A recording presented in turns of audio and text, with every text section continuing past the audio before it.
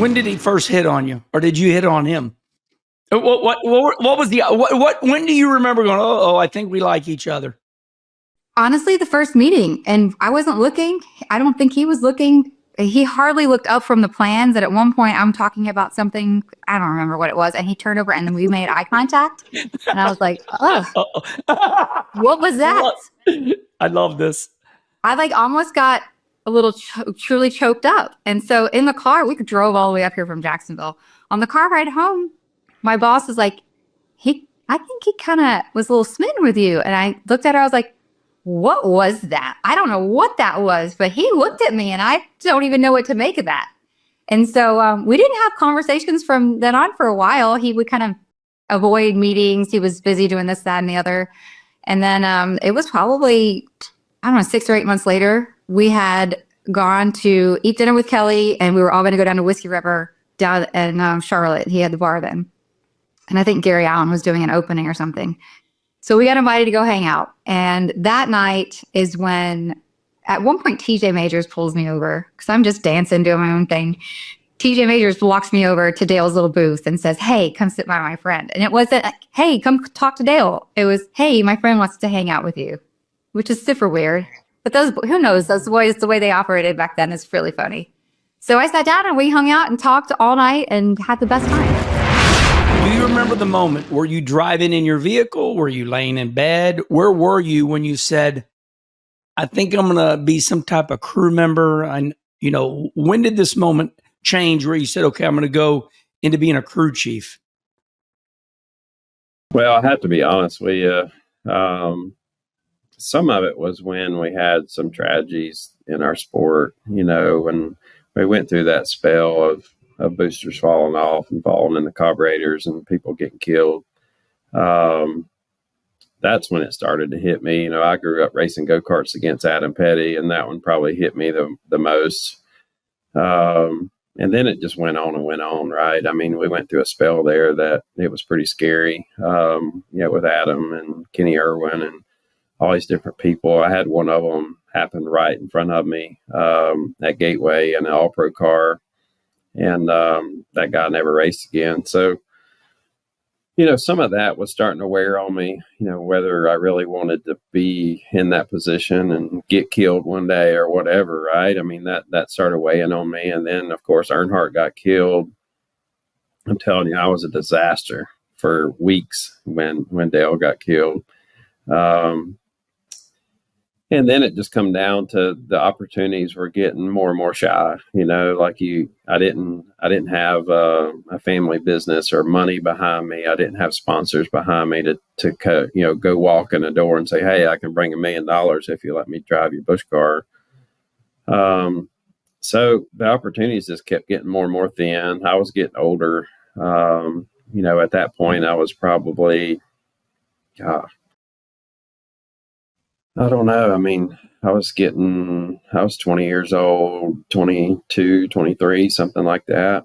So I was thinking, I don't want to live with my parents my whole life. I want to get a wife and married one day. I want to have my own life and make my own money.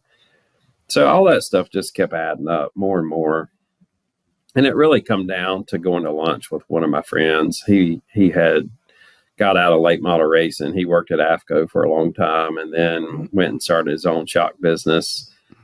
And then he went to work at Jasper Motorsports on the 77 car with Blaney. And he was a shock guy. And we went to lunch one day, just like we always did. And he's like, when are you going to quit racing? And I was like, I'm never going to quit racing. He goes, well, when are you going to quit driving? And I was like, I don't know. Why do you say that? And he goes, well, I've been working at this Cup team for a year now. And I'm telling you, if you came in, you're smarter than 70 to 80% of people that are on our team right now. And I feel like you're going to move up really quickly and do whatever you want to do, whatever you want to make out of it. So I went home and I probably thought about that for 2 weeks. And I had, Katrina and I had been dating and obviously thinking about getting married one day. And, like I was saying, and finally I called him. I was like, well, can you get me an interview? How does this work? I'd never had to go interview anywhere before in my life. So he got me an interview, and I went up there and met with them, and just took it from there. They offered me a job that day of being on the road crew with the 77 team in Blaney, and started out as the little interior guy, and that would carry his helmet out there and driver fluffer, I guess you could say. And, and just took it from there and moved up to be the front mechanic later that year. And then a year later become the car chief. And, it went fast after that. I mean, the first time ever flying in a plane was in January of 2003 and working on a cup team. And in like June or July 2005, I was the crew chief over at MBV for Scott Riggs. So it was only 2.5 years of being in the cup garage of moving up to be a crew chief. I listen, although I talk a lot, I listen. And I want to talk about something you just talked about. As you know, I'm a little over 61 years old, and I raced a lot of NASCAR. And like you, I was a Cup crew chief in 1984 on the Levi Garrett team with Joe Ruttman. I was a tire changer, for Rusty. Then I became a race car driver. But we went through an era while I was racing in NASCAR where Neil Bonnet got killed. Then Blaze Alexander got killed. Then Dale Earnhardt Sr. gets killed. Adam Petty gets killed. Everybody's getting killed. Nobody's getting maimed. Nobody's getting hurt. Nobody's getting broken legs. Everybody's getting killed. Yeah. Tell me about that. Rusty even talked about this. Rusty Wallace, when he retired, he says, and you just mentioned it too, when Earnhardt got killed, it's like, how can Superman get killed? So my question to you is this: at that point, do you think all your comrades, everybody in the garage area said, holy crap, our sport is really dangerous? What was your thoughts at that time? Besides saying, you know what, maybe I don't want to be a race car driver. Yeah. It was just one thing after another, right? I mean, whether it was throttles hanging up or, airplane crashes or helicopter crashes or whatever. I mean, gosh, it just seemed like one after another. And if you're a huge race fan and, and you wanted to be a race car driver and you knew that one day either you might be in that position where your throttle hangs or your right front tire is going to blow out, or you're going to be on a helicopter, you're going to be on a private jet, or all those different things, you start questioning that. It's like, man, I don't know about that. Because at that point, like I said, I'd never even been on an airplane before. I'm like, I'm going to go from not ever being on an airplane to flying 24/7 all over the nation, but like you said, once those things started happening, it just hit you in the gut, like it was hard to imagine losing all these people that we all looked up to. And like you said, Earnhardt was Superman, and like none of us ever expected that to happen. And, with me growing up with Dale Jr. and going to high school with him and sitting beside each other at school. And hold on. Back up. Hold. I hardly ever interrupt. I had no idea about that. You and Dale Jr. went to school together? Yeah, we went to high school together, and we what high school? We sat beside each other in Mooresville Senior High. I'll be darned. Yeah. We went to Mooresville Senior High. We sat right beside each other in drafting class, and that was before he was even racing, and I was racing, and it was so cool because he never pictured himself as a race car driver. Mm-hmm. Like he went and rode a go-kart one time, and he flipped it right in front of his dad, and his dad told him he was done. He was never racing again. And so he knew I was winning like all the time. So every Monday morning, he's like, where did you go? How many classes did you win? And he would sit there in drafting class and draw pictures of Busch cars with my name above the door and my number on them. And he's like, yeah, what do you think about this one? This is going to be you one day. This is amazing. And like he believed Yeah, he believed I was the one that was going to be the race car driver, not him. And so, yeah, we ended up being pretty good buddies. I went to his first street stock race over at Concord. We didn't know what we were doing. We didn't have the rear gears welded up. So his uncle Danny had built this big motor for it, and it had all the horsepower in the world, but it only had one-wheel drive because we didn't have the gears welded up. So it spun the right rear tire all the way around the racetrack.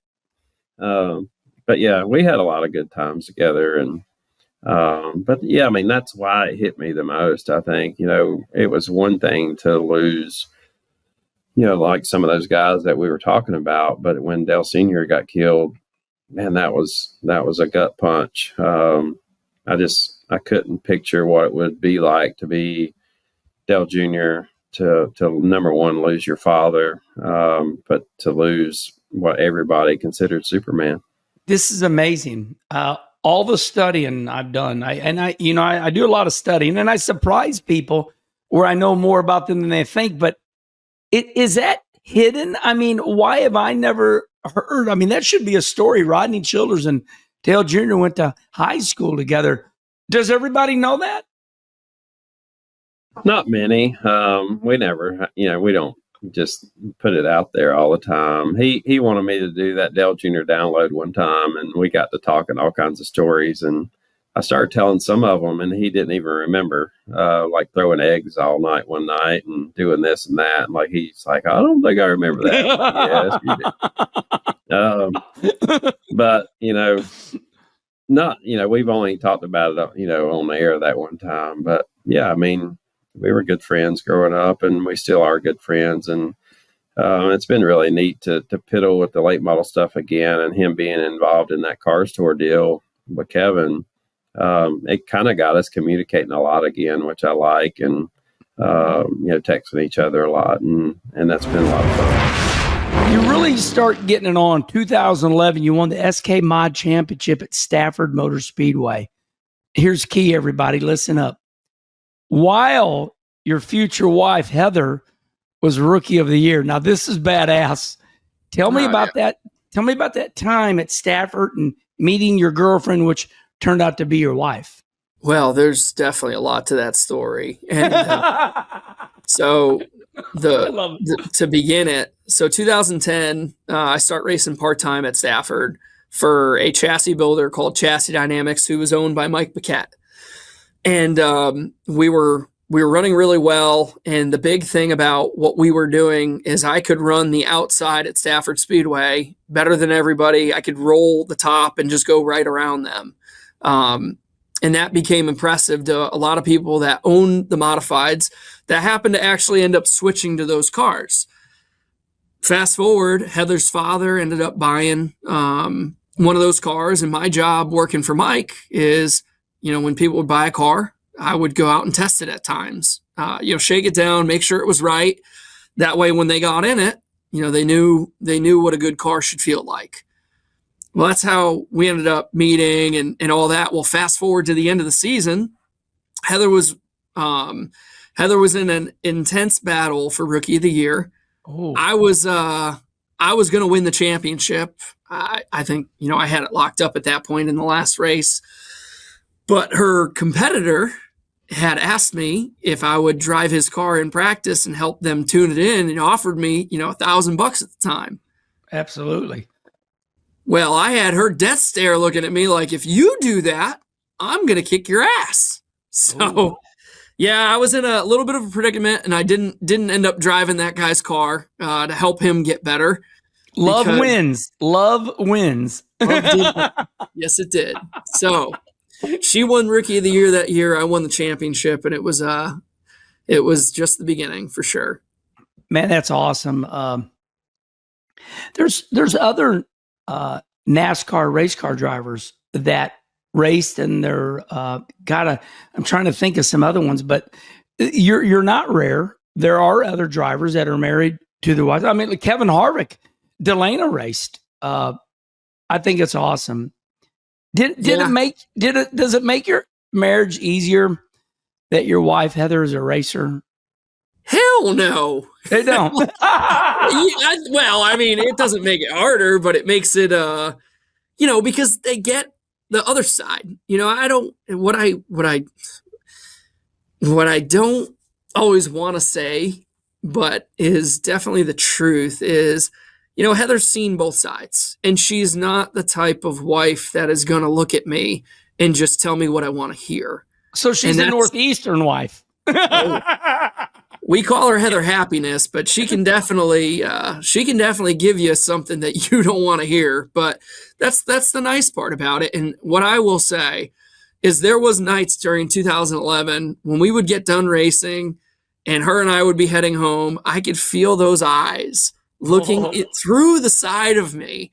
And you don't want to look at her. Way home. So, but yeah, no, I mean, it's definitely, it made it fun, right? Because it's somebody that you can share conversations or those experiences of what you were racing with, as well as it was nice to, if I'm racing this past weekend and we're talking about it, like she gets it. You can carry a conversation about racing. So that's the fun part about it. The unfun part about it is she definitely sees if I do something wrong, she will call me out. This is it. We got a lot to talk about. We're gonna zone in on the Autodrome Drummond wreck, and then we're gonna celebrate your career, and we're gonna get to NASCAR. So on July 28th, my friend, I was in that car with you. You're peeking to the outside of somebody going down the straightaway, right rear dips off, and one of the greatest dirt racers of all time, you. Just take us from there, because we're not in that car with you. We're only watching. Tell me what you remember. Yeah, so the whole night was going really well. We time trialed well. I think we won the heat race. It was us and Shepard going back and forth. Maybe we ran second. It's kind of fuzzy, but we were running well. I forget where we drew for the feature. The top 12 redraw. In Super Dirt Car races to set the starting spot. So we drew. I'm not sure. Tommy, you remember? I don't know. Anyway, it doesn't matter. It was back a couple rows. Tell Tommy to come here. Let me look at him. Tell him. Tommy, come over here for a minute. Yeah. This is what's great about Kenny conversation. Yeah. This is my crew chief, Tommy Conroy. He's been with us 4, 5, 6 years now. It's like family. And hi, Tommy. How are you doing, Kenny? Actually, you remember when you won at Cleveland, Tennessee? What did he say? You remember when you won at Cleveland, Tennessee? Oh my God, yes. And that is what got me addicted to super late models. I set quick time and won over Ronnie Johnson. And it was right after that, I said, these things are too much money. And I went to a little modified. But that was a big night for me. Thank you. What did he say? I want to know what he said. He worked for Schrader. So Tommy, he was with Schrader on that dirt team and was in the Victory Lane photo, was on your team that night. So pretty small world here. That's awesome. That's awesome. Well, I just, we did Devin Moran and his brother Wiley came in, and that's what we like about Kenny Conversation is showing the real deal. So, I know you're my man right here. We're side by side. When I'm here, we're side by side as much as we can be in this shop. And when I'm not here for whatever reason, everything's in good hands. So he's my man and will be my man going forward. That's awesome. Okay, so thank you for that, and I like the realism. So, okay, we redrew. We're going down the back straightaway at Autodrome. Yeah, Drummond. We redrew mid pack. We weren't front row. I think we were third or fourth row. Had a pretty good start. Picked off a couple guys. We had chose a harder tire compound on right front, right rear, and left rear. I think than most did. We kind of did the option deal, so we're set up for the long run. That being said, that right front's a little bit icy. To get started on a run. We had a yellow. I fired off and on the restart and just got up. They banked it up way more in 1 and 2 than when I was there years past. And I was like, man, it was awesome. You could get up there and on top and rip. And so I went up, hit the cushion, and got a good run down the back. And was watching the two guys in front of me battle and had a good run. And I just tried to get over, maybe just to give him a little bit of room. Because I'm like, let me just get up here. If this guy comes up on the bottom, I don't want to get knocked right off the track. But when I moved up, I think the right front slid a little bit more than I thought. Then the right rear dipped off, and then I was just hanging on. I was wide open and trying to get it back up on the track, and it just wouldn't. And the last thing I remember is looking out the right side and seeing that big, butt end of the wall and going, oh man, this is gonna be big. So that was kind of what happened. Just a stupid deal. I've thought about it a million times. If I could go back and just lift and get in line and wait, I was a little too aggressive and got myself in a bad spot and banged up pretty good. So you have, and obviously straighten me out. You have what is called an open book pelvic fracture. It wasn't quite an open book. It was fractured on both sides. An open book is like the worst case scenario from what I've been told, and it wasn't quite that bad. It was bad. They had to hold me all together with a sling type thing around my waist, but it wasn't quite an open book. Thank you. Fractured right leg. What else? Is that it? Yeah, I fractured my tibia in 3 spots. So we got back, wrecked in Quebec. It was pretty crazy, being out of country. We were able to get a ride back to New York and then get on an airplane up in Potsdam. My friend Doc Maresca hooked us up and just choreographed or administered all that transition from ambulance to airplane to get back to Albany Med, which is a great hospital, only an hour from the shop here. And got back there and got fixed up. They put a plate on the right side of my pelvis to hold that back together.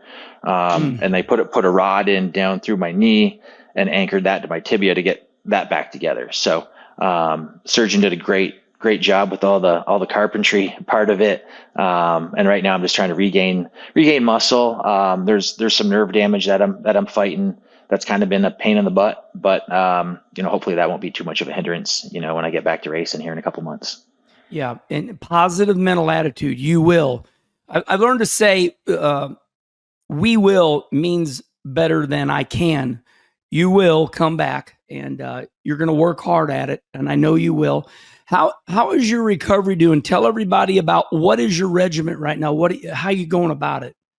I do physical therapy 3 days a week. Plus, there's been a lot of doctor's appointments and stuff. So it seems like I've been on the go almost every day, every morning, either an appointment here or there. There's been a lot of scans and MRIs, and they're really trying to figure out this nerve deal. So there's been a lot of that. But then the physical therapy's been going really good. I got cleared to be weight bearing again a couple weeks ago. I'm not quite there yet. It's pretty painful.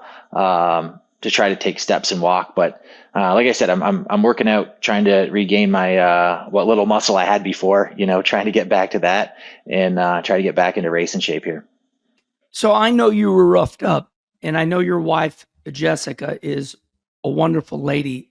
When this goes down in Canada, a different country, and then you got to get across the line and get back into America or vice versa. When you're like this, are they doing this all in an ambulance? I mean, are they pulling up to the line right there, a plane? How did they go? Hey, we got somebody hurt here. They schedule all that ahead of time?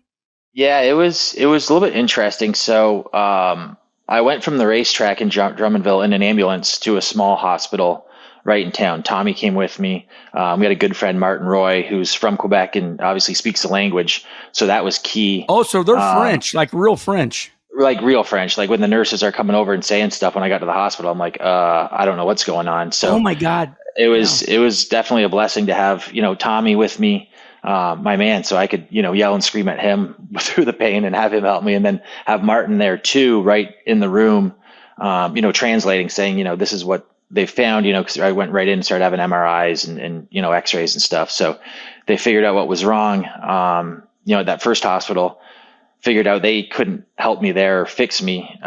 So sent me by ambulance again, a few hours up the road, up to Three Rivers, Quebec, which is further into Quebec and the opposite way of home. I've raced there. I've raced there. Yeah. There was an asphalt track under the, by the river, under a bridge, but Trey River is where I race, but go ahead. Yeah, they do a street race there, and I guess that's right outside the hospital where I was at. So yeah. I guess I just missed it by a couple of weeks or two either way. So they moved me up there, and a general surgeon went in, real nice girl, younger doctor, and got I think they call it like an X brace or something, just to straighten the leg back out. And then it was like a roll cage kind of around the outside of my leg. She got that on there and then came back in. This is the next morning. Jess had got there about noon that time. So I came out of the first surgery, and then Jess was there, and Jess has been my superhero through all this, obviously. So, sorry, the air compressor kicked on right there a little bit, but yeah. Love it. Keep it going. We're in the race shop, man. It's all good. You got it. So yeah, we were in Quebec. I'm far away from home. When we went to Three Rivers, it was like, man, that's the opposite way of home. I need to go south, not north. But they needed to get me stabilized and fixed up, so they were able to do that there. And then Doc Maresca, who's a radiologist and big in the dirt modified world, he got involved with Jess, and they said, okay, you got to get you home. Hooked me up with an ambulance ride to get back to his hospital in Potsdam, where they scanned and did all this stuff again. And then from there, they took me by ambulance to the runway and the plane sitting there, and had me on a stretcher and shoved me up inside. And I made the hour or so flight to Albany to get scooted back out again. So that was probably the most nerve-wracking deal, when they're trying to pick me up on this stretcher and put me in this plane, and you're strapped down, you can't help. I was just kind of nervous they were going to drop me, but all the guys, that did a good job. The volunteer firemen came out and helped out and loaded me up into the plane. But yeah, that was kind of it. The 24 hours after the wreck were pretty good. I just want to say that I saw this quick video that made me happy. Max Verstappen, the great Formula One driver and your Red Bull partner, he was walking by you. What is it like to kind of give him a high five? It's cool. I went to dinner with him about a year ago in Texas. I went down there to film a video with SVG and the other two Red Bull F1 drivers. At the time, it was Yuki and Liam, and I filmed a video with them. And Shane is actually pretty good friends with Max, because during COVID, when everyone was on iRacing and on simulators messing around when they couldn't race in real life, SVG and Shane or SVG and Max were teammates on iRacing. So they became close friends, and I was down there filming with SVG, and he invited me to dinner with him and Max, and I got to meet Max and talk to him and get to know him better. He's definitely a lot different than the public kind of makes him out to be. He's just another one of us. He's a racer. He likes racing. He just wants to go to the track and win races and not have to worry about the entire the life that he lives. It's pretty cool that I got to meet him and talk to him. And then I saw him again in Austria, and that's what that video is from a couple months ago. I just was joking around with him. He's a guy that I feel like would race anything if he was given the opportunity and had the time to do so. I definitely respect him and look up to him, and he's obviously crazy talented. So it's been fun to watch his F1 career, and hopefully one day he'll get over here and get the chance to race either some stock cars or sports cars or something. You gained worldwide attention when Hot Wheels released the toy version of the car. But boy, you and Tom, you put your work in. The snake versus the mongoose. And Charlie's going to drop this picture in right now. Tell me about this 40-year rivalry with Tom the Mongoose McEwen. When do you remember it getting going? Well, I'll bring you back to the Greer Black Prudhomme car. And that's where it started. I picked up my nickname Snake driving that car. And Tom McEwen, he was a real regular at Lions Drag Strip. He lived right down the road. And he's a little bit older than me, not much. And we just started, both hanging out.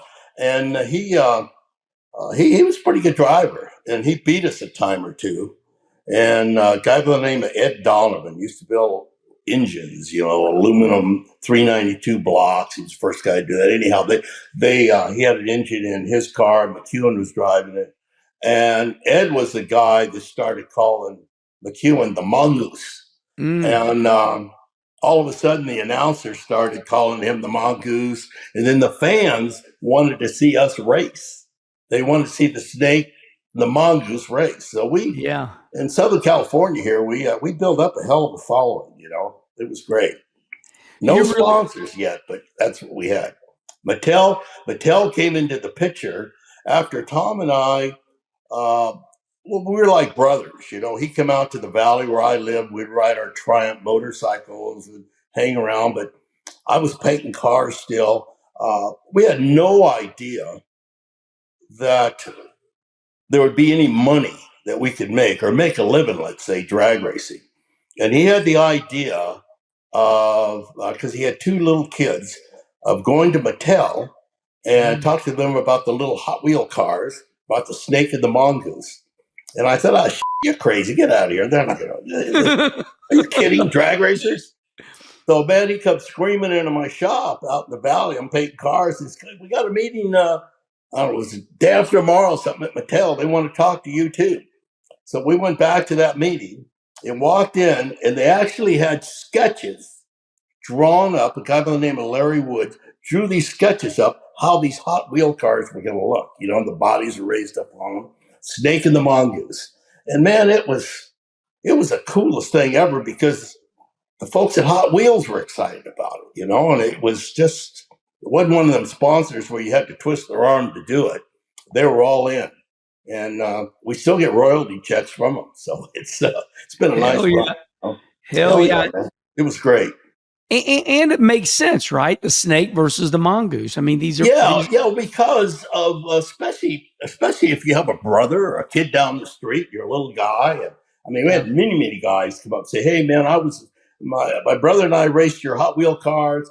I have the snake, and I beat him all the time." And so that really, even today, if I'm placing sign and stuff, a guy come up with maybe one of the original $500, $600 now Hot Wheel car of mine to sign, and they cost 98 cents to buy them back in the day, you know. So it's still a real collector's piece, and I still involved in that side of the business, collectors. I like that you are not upset about your past. You're a winner. You love, you know. I loved it, man. My past, it was the greatest time. The greatest all-time time in drag racing. You had Garlic, Shirley, Connie Coletta, Jungle Jim. I mean, the Blue Max. I mean, those were the real racing days to me. I hate to sound like Mark Martin, but they screwed it up. No, hey, listen. Here I am. I'm 62. Shirley Cha-Cha Muldowney. Yeah. Big Daddy Don Garlitz. Yeah. The Snake. Now we got John Brute Force. John Force. He's been roughed up. But you guys, there's no doubt in my mind, and we're going to talk about the major motion picture. And I went and watched it, and then I called you afterwards. There's no doubt in my mind that the people that I just rattled off, you, Big Daddy, Shirley, Coletta. I just interviewed Doug, and you guys made drag racing. There's no doubt. You're up against Tony Stewart. Smoke. Okay, Tony's driving Leah Pruitt's car. She had the baby. She's out of the car. Tony's in the car. Tony's been, drag racing for about 3 years now. He's one of the greatest talents of all time. He's really good. And let me just give you the ball right now. Then I want to talk to you after you get me through the start-finish line. Okay, you're on you're at Pomona. A week ago, you're on the line, and Tony Stewart has not won a drag race yet. Take me through it. So Jim Oberhofer, Jimmo as he's known, he's my crew chief. And I'm in the lounge. I'm getting my fire suit on, ready for the final. And Jimmo is facing away from me because he's looking at all these squiggly lines to tune the car and all this is going on. And he spins around. When Jimmo does a chair spinner on you, that means he's got something important to say because most time he'll just talk to the computer screen and I can hear him. He spins around. He's like, we got a few things going to happen here. He said, I got this thing loaded up. We're either going to win or we're going to blow up or we're going to be a footnote in history if we lose and giving Tony Stewart his first ever Top Fuel win. Well, he did get 2 of the 3 correct because we did win and we did blow up. It was a big boomer in the final round, but back to the starting line, once you've gone a few rounds, I don't know how to really put this in NASCAR terms, Kenny. You know, you've been there and you've won races. You know, it's like once you get going, the nerves are not necessarily as bad as early in the race. And that's kind of a NASCAR term. For me, first round of qualifying, man, the butterflies are hammering. First round of elimination, they're hammering. They're there. And I'm not saying I'm not excited and not got nerves, but once you've went 4 rounds to make it to, or you've went 3 rounds to make it to the final, and then you just kind of like get that helmet on and it's like, let's freaking go, you know? And you got to keep all them little guys that are in your head telling you, you know, don't screw up the burnout. Don't freaking red light. Don't two-step, which is where you're like, you want to go, but it's not time to go, and you hit the throttle partly or whatever. You got to get all those things out of that, what's going on. And me and you got a lot going on in our head because it's nonstop chatter in our head. We are off-centered for sure, but we're awesome. We're awesome. But when you have those days where you can like just, I mean, get it in there like this and all that noise is gone, and the only thing you're hearing is that nitro freaking power behind you, and you roll up and you know that this is a major, and you know you don't want Tony Stewart to beat you and become part of that history that you don't want to be a part of being the guy that let him get his first win. But when I left the starting line, I knew I had a good reaction time. Like, ooh, I caught that light good. And I stomped on that loud pedal, as I always say, and I'm going, and I'm like, this is bad, but it's just true. As a driver, I shouldn't be looking around because, you know, I ain't got 40 other guys out there trying to bump me, but you'll catch your eyes. So you'll catch your eyes going over. It's like, I don't really hear him and I don't see him, but as I'm going and we kind of get past what we call the shake zone, which is from like starting line to like call it 300 feet. Sometimes they'll shake the tires and then they go into tire smoke. And once you get by that, you almost get a little relief because you know the car's going to finish the run. Well, I'm through that spot, and the next thing I know, this thing literally, it kabooms. Like, boom! And I'm now coasting. And, of course, you got all your Hans device and all this stuff on, but I'm coasting, and I'm waiting to hear him. Like, I'm waiting on Tony to come roaring by me. And I've got my Hans stretched as far as I can. I'm trying to look over into that right lane. And we got those panels, so it's hard to see. But I'm like, oh, please finish line. Please finish line. You know, I'm just wanting that finish line to just come by me. And it did. And as a driver, you can see the scoreboard. I look at that sometimes too, is why I wiggle around. But on the guardrail, after you cross the finish line, there's a light bulb. Mm. And if it's on, that means you won. Well, I done blew the rat crap out of this thing. And it's natural instinct, or it should be for a driver, when you blow up to pull out of the groove. That way the track cleanup's not so bad, even though we were the final race of the day.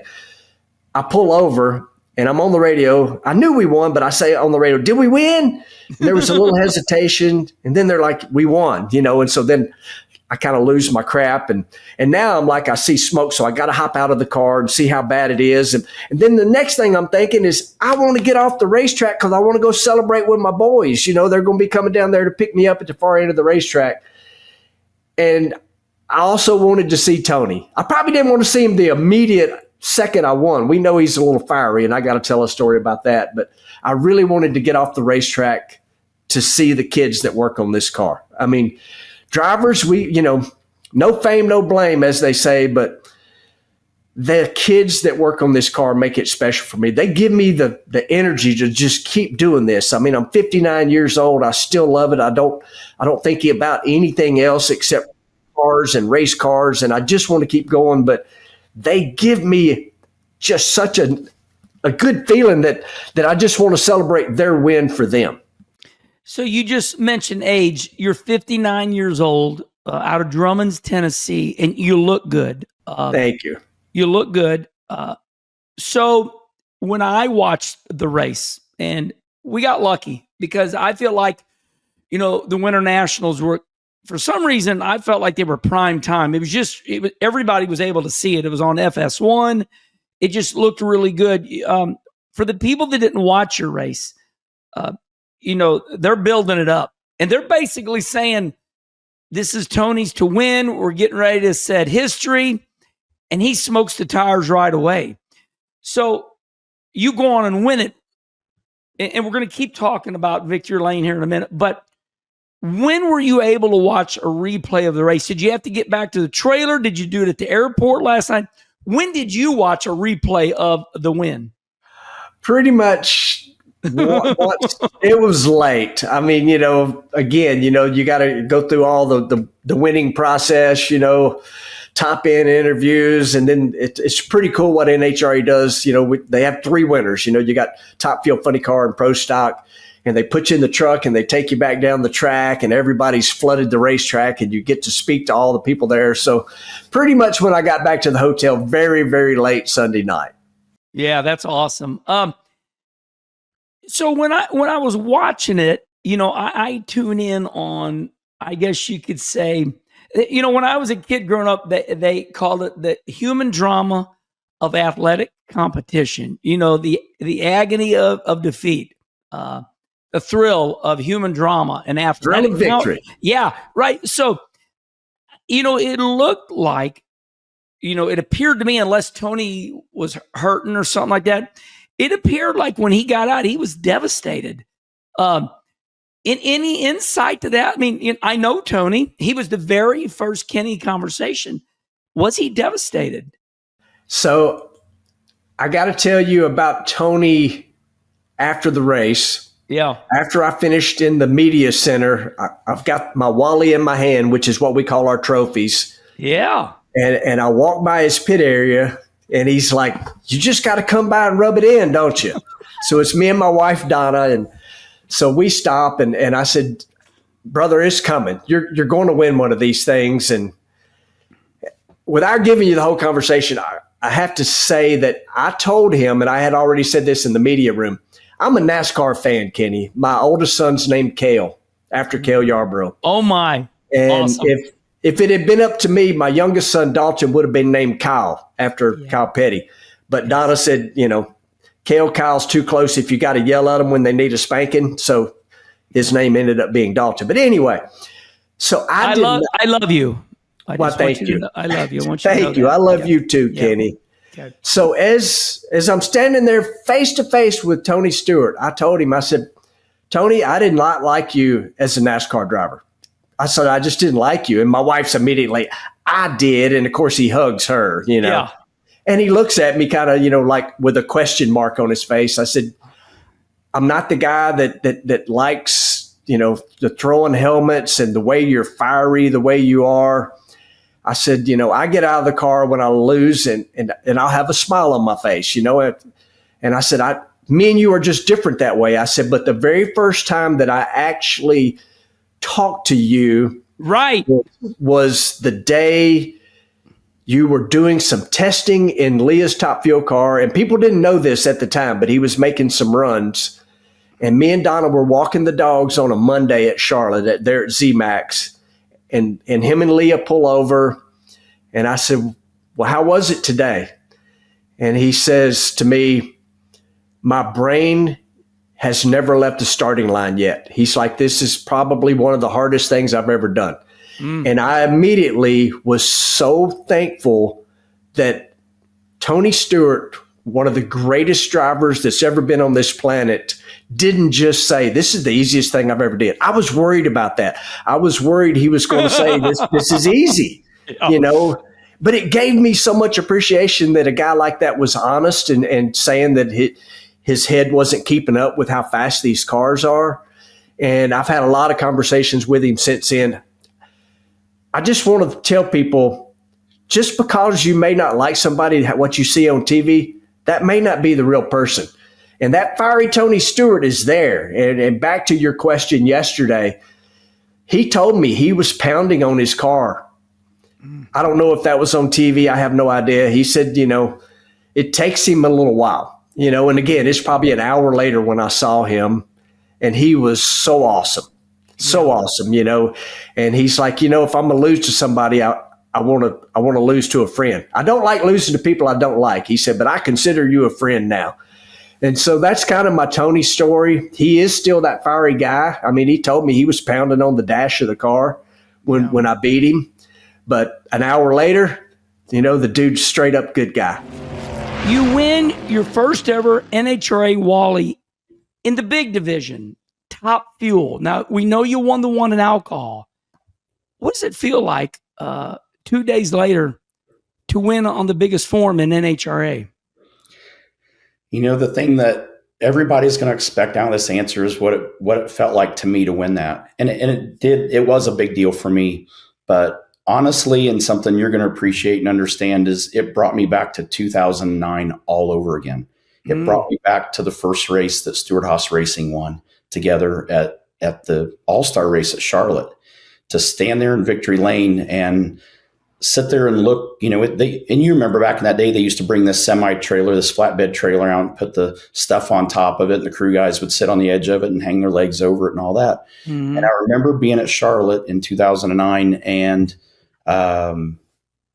having a bunch of the crew guys crying sitting on the edge of that trailer. And I'm like, what is wrong with everybody?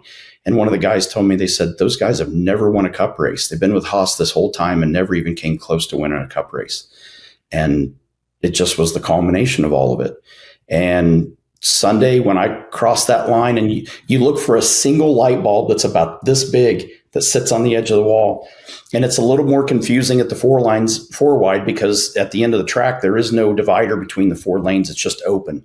But during the run, there's a divider between lanes 2 and 3. So visually, it looks like a 2 wide deal, but you're running a 4 wide race. But you get down there, and so for the left 2 lanes, they're looking for that same bulb, and the right 2 lanes are looking for the bulb on the right side wall. And if you win in lane 1, it flashes. Mm-hmm. So, and we're going by it so fast, you don't get a chance to see it flash, because you just see it and that's it. So I saw the light come on, but I didn't know whose lane it was. I didn't know if it was myself or Justin Ashley, who was in lane 2. But Leah taught me a little pro hack and a tip. She goes, if you don't know whether you won or not, there's always a camera at the top end on a scaffold at the top end of the racetrack. And she goes, the closer you get to that, if it's following you, you won. If it's following the other guy, they won. So we're slowing down, the parachutes and the shutdown area is uphill at Vegas. And I'm going uphill and I'm getting slower and I'm slower and I'm getting closer to it. And I said, I think the camera's on me. So I'm like, I think we won this thing. So when you come around the corner to where they stop you and get you out, and safety safari unhooks your head and neck deal and all that, they always leave the winner to the inside. And that there was a big gaping hole there, and they're pointing me over to it. So I knew at that point we won. But man, it was such a cool feeling just to finally get the monkey off our back and not have to answer questions. Are we, or when are we going to win a race, and this and that?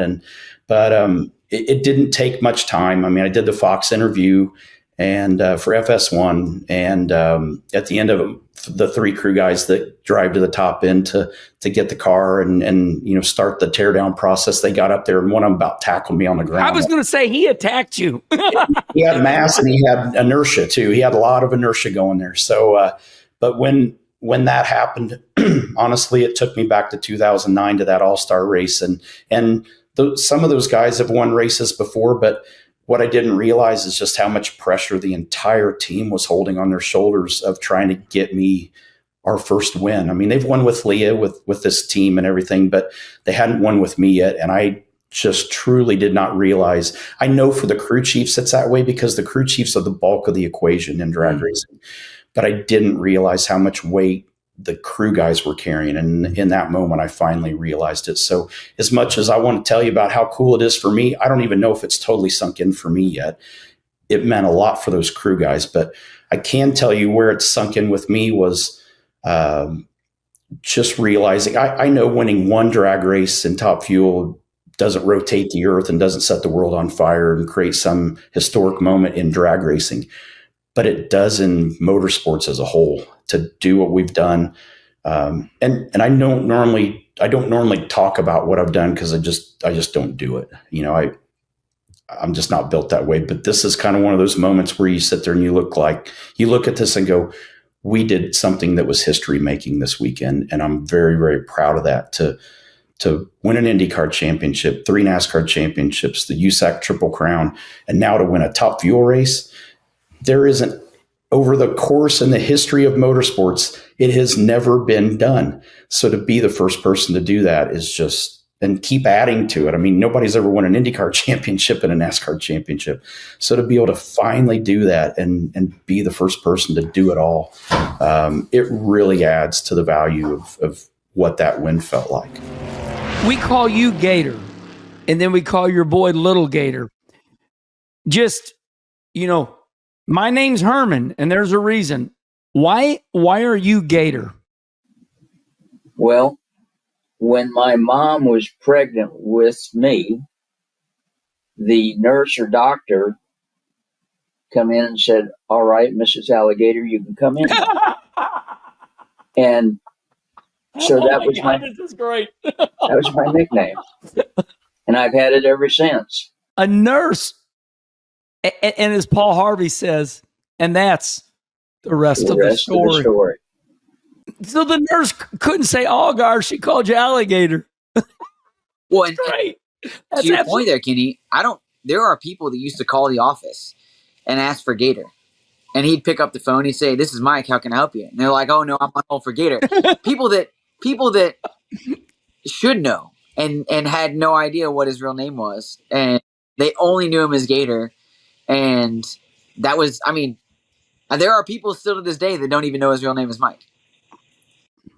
That is fantastic because, when something like that, that's you. That's just awesome. It's like saying the Intimidator. It's Earnhardt. Gator is Mike. And then you became a Little Gator. You wear that. I'm sure you wear that Proudly, badge. Yes, proudly. I got that name in an ARCA race. So, Springfield Mile. Used to be back in the day. I'd go to the racetrack with my dad. Which, as a child, I got kicked out of the infield by Mr. Mike Helton. And as a young child, because I was supposed to walk with my dad and stay with my dad. Back in the day, you had rules. You couldn't leave. You either had to hold their hand or you had to stay in the trailer. I got brave one night in Nashville and went out on my own. And Mike Helton grabbed me by the back of the neck and escorted me out. So not first good dealings with Mr. Mike Helton. But anyways, I was walking with my dad on down through the little pit area at Springfield, right? It's a little dirt pit area. And one of the crew members from one of the ARCA teams walked up and said, "This must be the Little Gator that you always talk about as racing." And that was it. That was the moment. And listen, probably being called Little anything isn't a great moniker, right? But when you're Little Gator to somebody that I respect and appreciate probably more than anybody will ever know, I'll be little all day, every day to his Big Gator. I've outgrown him in height, but I definitely have not surpassed what I feel like he's been able to accomplish in his life, and nor will I ever. I'll never be able to hold up to the person that he is. So, okay, Mark, let's get back to Mexico City, Mexico. I see our older generation. They're like, "Why did we go to Mexico City? Why didn't we go up to the road course race there up above? What was that? Mid-America." Up there, up above Milwaukee, Road America, excuse me. Why did we not go back to Road America? It was standing room only. The people were in the grass. Wisconsin loves racing. Why didn't we go back to Richmond? So the fans' rally cry is, we should have went back to Road America where it was standing room only.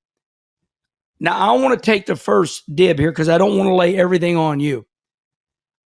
Listening to Ben Kennedy, it seems like NASCAR's adamant, Mark, about this global footprint that Ben Kennedy keeps talking about.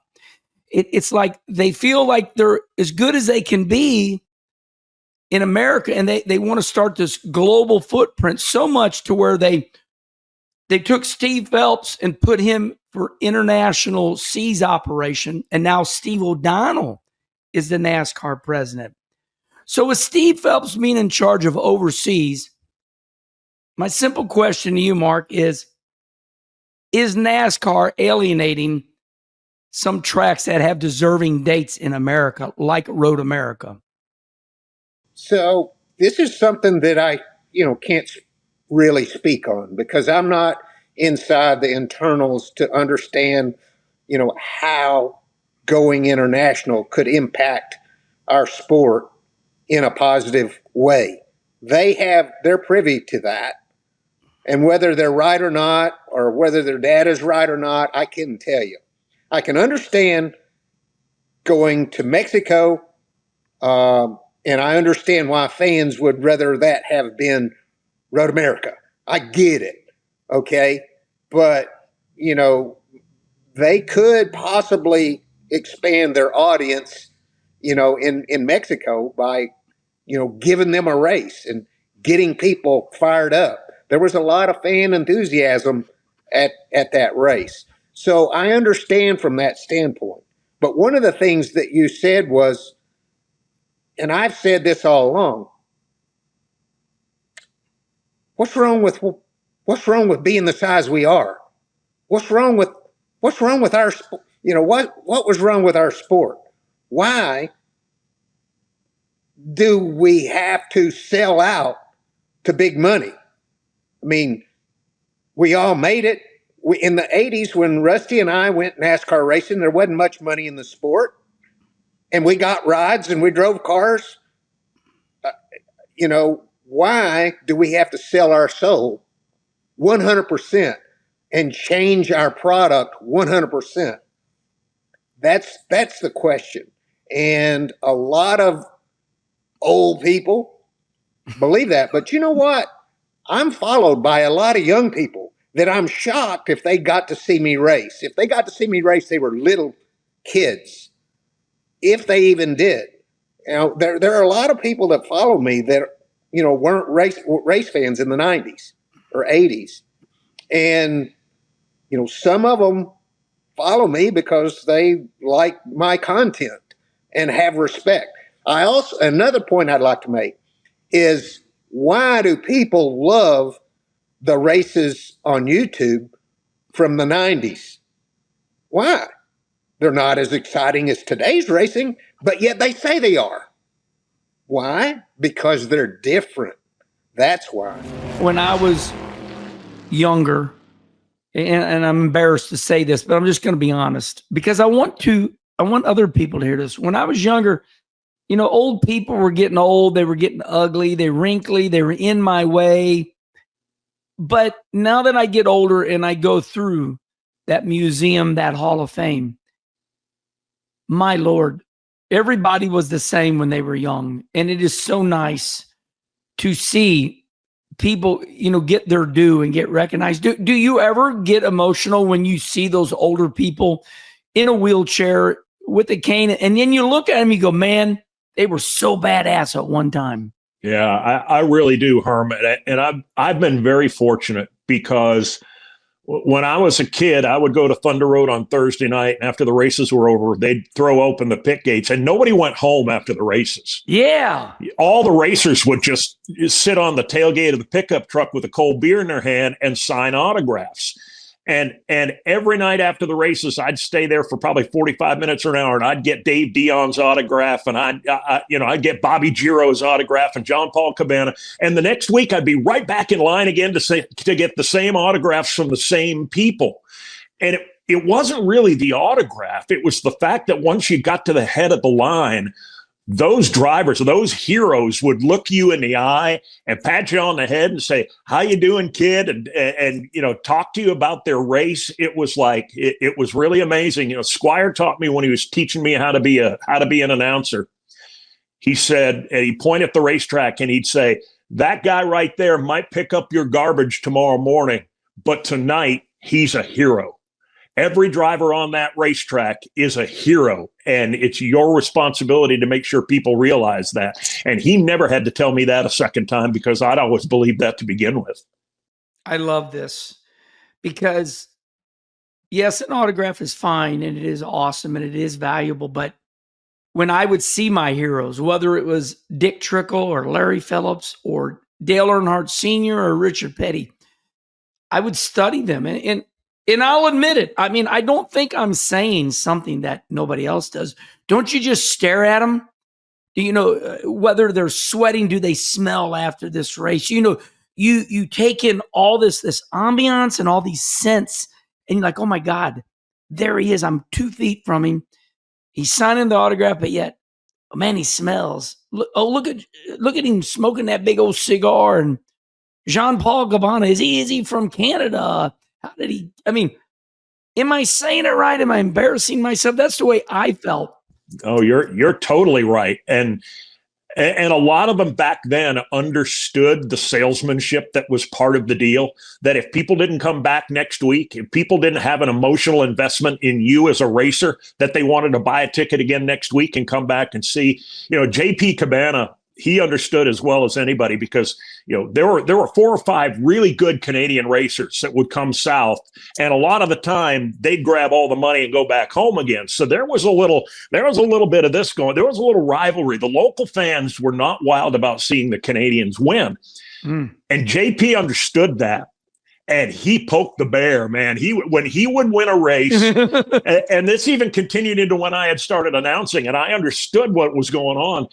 So when he was in victory lane, he'd do his thank you very much. My car was very good. And I'd say, JP, how about a couple of words for our French-speaking fans in the audience? Oh, boy. And he'd go about 4 minutes in French. And when he got and of course, the crowd was booing and carrying on, right? Because they didn't like him to begin with. And now he's not even speaking their language. And he would always end up and he would say, for the fans that boo me, I say one thing. Some people like Jean-Paul. Some people hate Jean-Paul.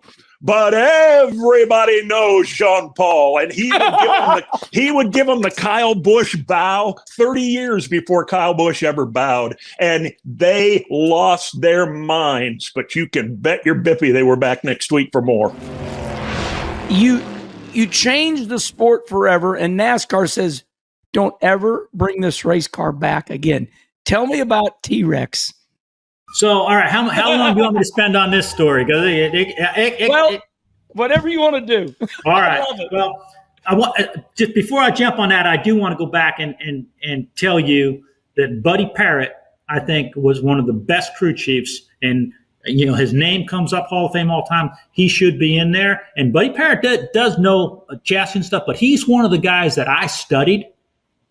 How he ran a race team. He's one of the guys I studied. He's also one of the guys I never wanted to mess with on pit road because Buddy Parrott's a tough son of a gun. So if he ever wanted to see you and he wasn't happy, you were afraid of it. But that guy is awesome. So T-Rex, and again, it becomes an urban legend, and I get all this credit, but it was Mr. Hendrick that said, "Look, boys, it's time we look at doing something different." He said, I got Rex Stump here. I'm going to start an R&D deal. I want all of you crew chiefs and to give him your ideas of what you know, in a car and let him design it. So we all talked. Rex Stump, brilliant guy. Brilliant. You know, came from Chevrolet. Great overall chassis guy. So within the rules, okay, he designs this car that is structurally rigid, and the springs are outside the frame rail, and the whole front suspension geometry is, again, completely different, just different, right? And I love this. He raised it had 3x5 frame rails, and it raised the floor pan, you know, so to get all the stuff out of the wind and all this. Well, we get this car done, we take it to Texas, and Terry's testing it, and it's like, man, it's just not good, you know. And again, like I said, this is Rick's idea, so this is his baby. So we're all going to try and make this thing go, and couldn't make it go. So we decide we're going to at the Charlotte test. You know, we go over there 2-3 days. We could test, and 2 o'clock to 5 o'clock in the afternoon at Charlotte, all you're doing is burning gas, right? You can't make any speed. So we had Blacker. Remember that car over there? We were running, I forget what the times were with Blacker, 31 seconds at that time. I don't know, 30 seconds. And we decided we're going to try and get this T-Rex car going. Jeff takes it out and he runs back. Nah, about half a second probably off of Blacker. He's like, yeah. And he says, there's something there, but I just don't know. And I was like, well, we're not going to learn anything. We're on the other car. Let's play with this one a bit. I said, let me try something. Let me just try something here. And I thought about all this rigidity and talk to Rex and everything. And kid you not, I said, and back at Charlotte, and then the hot setup was, you had 450, 400, and then you had but we had to run about a 18 or 19 in the right front, and then we ran our 13 or 14 over in the left front. You ran your 1/8 bar, 3/16. Well, that's a big bar, right? So I said, put a pair of 450s in the back of this thing and equal up the front springs. They're like, what? I said, put equal spring. They said, what do you want to put in? I said, I don't know. Put a pair of 16s in the front of it. Yeah. And said, give me the biggest bar. Give me the biggest bar we got. Oh my God, 1.25 bar. It's had rust on it. It had been in the truck, the whole time. Yeah. Right? So we put that stuff in there. And, Jeff was a guy who I used to run his cars flat. Jeff very rarely ran any more than 49.5% diagonal ever. Right. He was not. So I took at this thing and I was like, yeah, shit. So we screw around, we move some weight around and I can't remember if we shot getting the left side wheels equal, but I ended up with about 51% wedge, equal front springs, equal back springs. He goes out. I'm on the top of the truck. He runs about 3 laps. He goes by and I click and it's like, same speed, I'm about ready. And Brian Whites was up there with me and his eyes got about this big. And he's like, And I'm like, what? And I look and he goes, he's showing me his watch. It's a second faster than Blacker now. Jeff comes in, he opens his shield and he goes, what was that? I said, I don't know. Well, he goes, and I said, look, well, don't do that again. Run one corner at a time. Don't get knocked out. Yeah. So we do. And we realize, man, this thing is bad to the bone. So we decal it all up. We're going back, run the Winston. Well, that's when you used to have no pit road speed. Remember that? And we had he comes off of the track, 160, whatever, and hits pit road and stands back on the gas. And then he tries to stop and he slides by us with all 4 wheels locked up and he's screaming at me, the brakes ain't working. I said, all 4 wheels are locked up. So let's start last. And people think we won all 3 segments with T-Rex, but we didn't. We actually won all 3 segments of the Winston the year before, I think, 95 or 96 with one of the other cars. But he starts in the back, drives up. They used to have the thing, so we didn't want to get too far up. Remember, they used to reverse. Yeah, they invert. Yeah, we didn't want to drive too far up. So he's like, man, we're really good, really good. So the next one, I think we run up to second or third, and we had to pit. It was pit then, right? It was all out pit, right? Yeah. So we pit, and I think we came out in third, and I forget, maybe Terry and Earnhardt, whoever was up in the front there. Well, they dropped the green flag. Showtime. And Jeff just goes around them, and he's leading the thing by the time they hit turn 2, and he just starts legging it. And he's running laps 0.8 of a second faster than the second place car. And I mean, he's just gone and just building. So he wins the race. We go up, we do all the celebration, and I come back, and Buster, the inspector, says to me, hey, Bill wants to see you. So I'm thinking, me and Bill France are friends. He's going to go up there and we'll have a beer and talk about the race and whatever.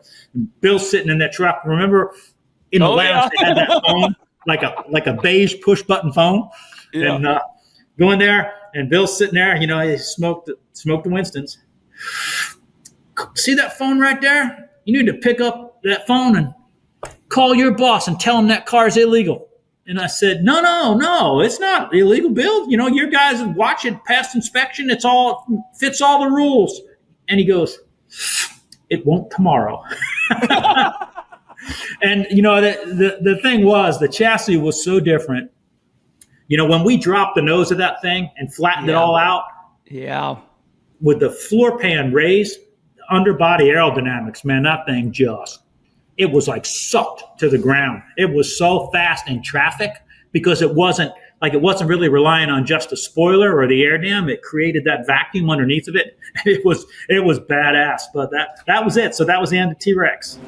We've established now that the Newton family fell in love with you. They hire you. You're there for 40 years. And I want to go right to a story that I think might take a little bit of time. And that's the reason we like to keep this at an hour, Irish. And me and you, we can have 5 parts. Yeah. I want to go right to the tire war with NASCAR. And I know we're skipping a lot, but we've established where you're from, how you got to Hoosier. We've done a good job. Yep. Tell me about this time. Do you remember when Bob came out of his office? How did it happen from your recollection? How do you remember Hoosier Tire going, okay, we're going to make some tires and we're going to the NASCAR Cup Series? Tell me about the Goodyear Hoosier Tire War. Well, yeah, that was 1988 and 89, bias plies, right?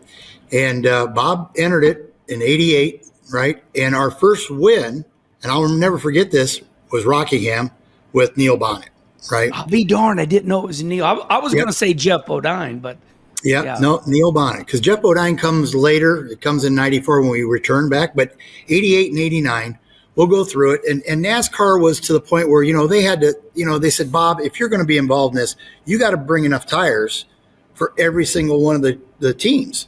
Because if there would ever be a problem, well, we got to be able to, for one manufacturer, we got to be able to step in and supply the whole field.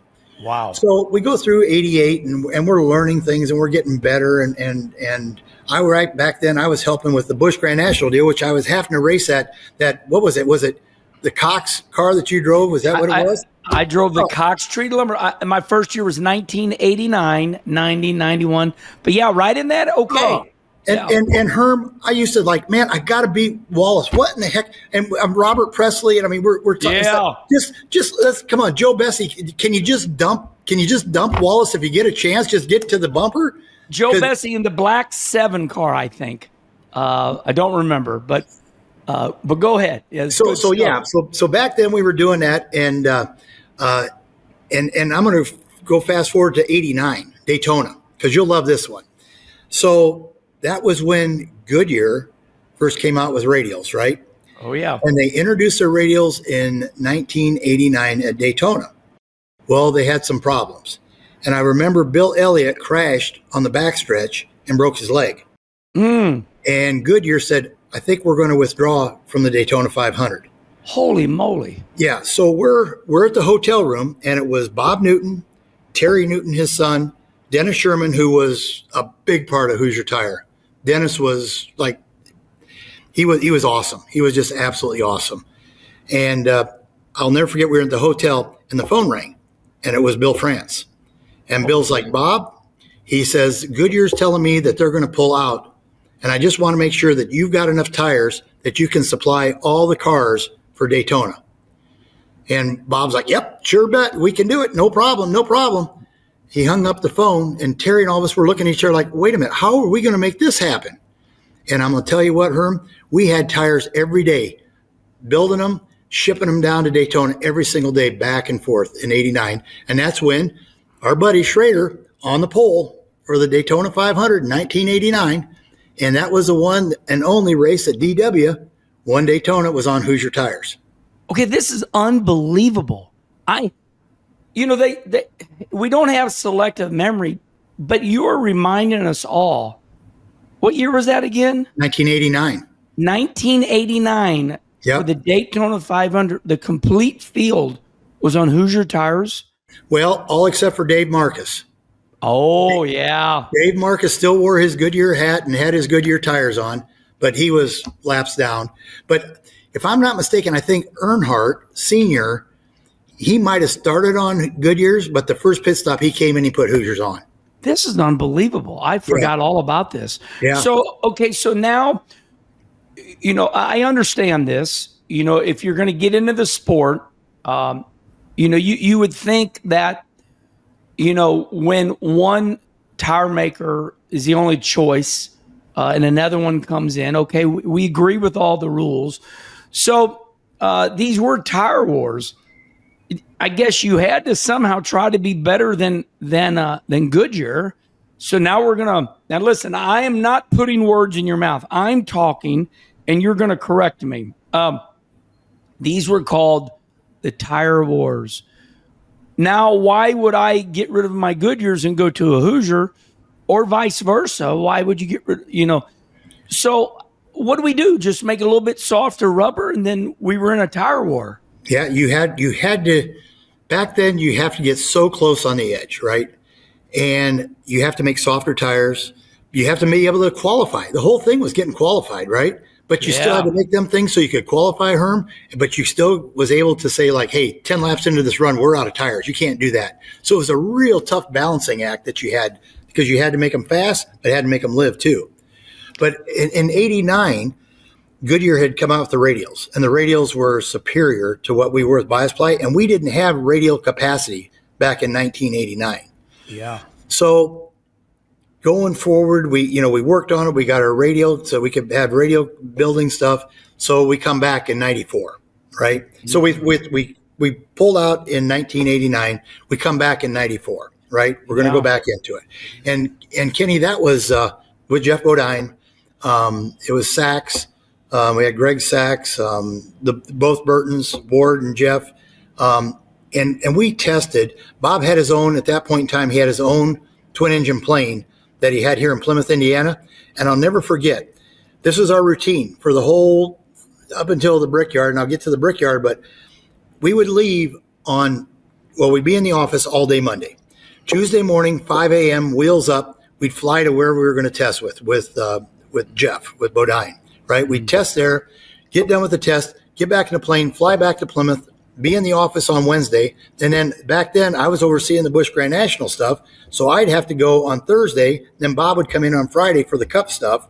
And we'd do that routine after, just one after another. But we tested every single week. We tested someplace at a track. So as I'm listening to you, if you and I are sitting at a bar right now, I would look at you and I'd say, Irish, were you guys making any money doing this, or was this a dream of Bob Newton's? This was a dream of Bob Newton's. This is a dream. And so we'll go to the Brickyard, right? 94, first Brickyard, right? Gotcha. So we tested, Herm, I think we tested 4 times, maybe 5 times at the Brickyard, because Bob wanted to be good at this inaugural race in his home state, right? Yeah, close to home. And do you know who sat on the pole at that race? Was what year? 1994, the first Brickyard. Oh, that Rick Mast, yeah. Yes, and he was on Hoosier tires. I'll be darn. Yes. Wow, 2 great reminders already. Yep. So we were good in the race. And just so happens that Brett and Jeff, I think they had some family issues going on. Oh, my God, that was unbelievable. And Brett got into Jeff and spun, and I'm like, you got to be kidding me. We could have won that. And, of course, Gordon wins the race, right? Yeah. So after that, I'm sitting to myself thinking, this is a lot of work. And I told Joyce, I said, Bob's wife, I said, Joyce, I said, I think I want to just focus back on short track stuff, because I was getting guys like Jan Leedy and some of these NASCAR modified guys, because I was still doing that, the modifieds, plus I was doing this Xfinity, and I couldn't, well, back then it was a Busch, but I still couldn't focus all my time on the short track stuff. And they'd give me the call and say, Irish, you forgot all about us. You did this. And so I said, Joyce, I think I want to back out of this Busch Grand National deal. Maybe find somebody to do it. She hollered over across the hall, Bob, get in here. Uh-oh. And she says, Irish just said that he's going to not want to do this Busch Grand National deal. She says, I think you and I need to have a talk, Bob. And right after that, he withdrew from NASCAR. Wow. Because it wasn't a moneymaker at all. This is so heartfelt, because I go back to my childhood. I can feel myself right now at Anderson, Indiana. I can feel myself up there at Grand Rapids. And, I know that area. People, engineers, they're innovative. I'm thinking of Bob Seneker and Ed Howe. You guys are innovators of racing in that area. And you guys lived a dream.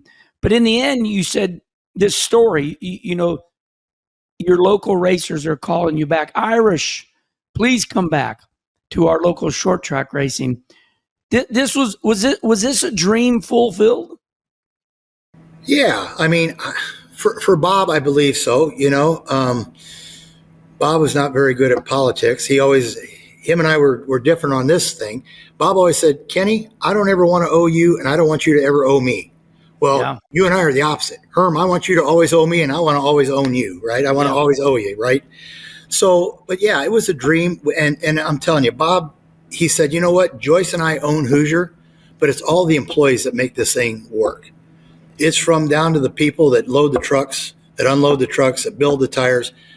The employees is what really made it, and they had the passion for it. Obviously, I studied you. I got my notes right here, and on one of my areas, I said, "What was your relationship with Bob Newton?" And now I don't have to ask the question. He really put a lot of trust in you. He was lucky. Listen, I'm not speaking for you, but I'm just saying I know Mary Purvis. I know the whole deal. Mike Allgaier, Hoosier Tire Midwest. You were the right man for the job. Bob was lucky. He was lucky that you went by in that school bus and looked at that building. How much do you miss Bob? Every day. It's like missing your father, Kenny. Yeah. Is what it is. Every day. And there's certain things I'll never forget. He taught you a lot of things in life. Like I'd be driving him and we'd be going to a race. I'm like, hey, Bob, I gotta pull in here. I gotta get gas, right? Wait a minute, kid. Go to that next station. It's 1 penny cheaper. He would tell you that. Oh, that was a dad. Yeah. And he always told me when I first started, he said, just remember one thing, kid. He says, always spend my money like it's your own. Because when you give that hat or that jacket away, that Hoosier jacket away to somebody, I might not reimburse you for that. And you might have to pay that out of your own pocket. And that was the whole thing going through Hoosier. I always had that mentality that I'm going to spend money like it's my own. Wow. That's so heartfelt.